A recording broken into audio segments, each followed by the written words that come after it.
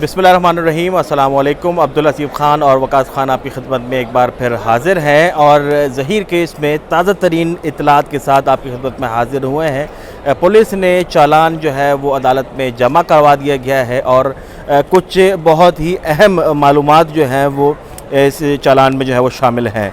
बताया ये जा रहा है कि पुलिस ने जो चालान ज़िमनी चालान अदालत में जमा करवाया था वो ख़ासी हद तक जो आखिरी पेशरफ रिपोर्ट थी उसी पर ही मबनी था। उसमें से 375 यानी ज़्यादती के सेक्शंस और 364A के सेक्शंस यानी कम उम्र बच्चों के अगवा के सेक्शंस का जो है वो पुलिस ने उसको चालान से खारिज किया था। लेकिन अब जो है वो जो ज़िमनी चालान प्रोसिक्यूशन की स्क्रूटनी के बाद अदालत में पहुँचा है वो कुछ तब्दील है। तब्दीली क्या है ये वकास भाई बताएंगे, हमारे साथ मौजूद हैं। वकास भाई ज़रा पहले तो ये बताएं कि जो क्या ऐसी तब्दीली है जिससे मामले का रुख तब्दील हो सकता है। जी देखें, बहुत बड़ी यानी डेवलपमेंट सामने आई है और ज़राए हमारे बता रहे हैं कि ज़िना की सेक्शन प्रोसिक्यूशन की जानिब से ऐड कर दी गई।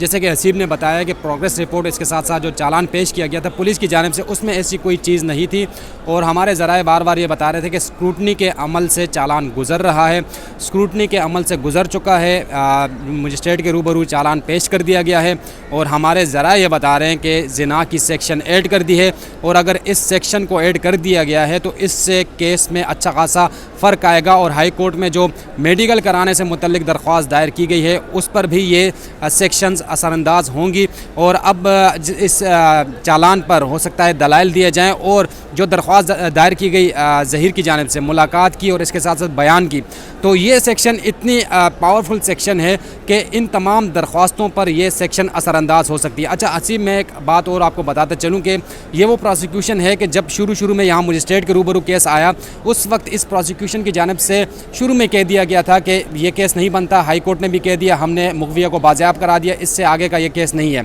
बड़े तलख कलामी भी देखने में आई जबरान नासिर साहब के साथ प्रोसिक्यूशन की, लेकिन अब वही प्रोसिक्यूशन है जो कि दरमियान में अचानक उनके जो मिजाज है उसमें तब्दीली आई और अब पुलिस की जानिब से जब पुलिस बार बार कह रही है कि हमारे पास इस केस में कुछ भी नहीं है, चालान पेश किया जाता है, उस चालान पर स्क्रूटनी नोट लिखा जाता है और स्क्रूटनी नोट में ये ज़िना की दफ़ात का इजाफा किया जाता है जो कि एक बहुत बड़ा इस केस में जो है डेंट पड़ने वाला है। इस केस में बहुत बड़ा यानी पल्ला एक साइड पे भारी होगा।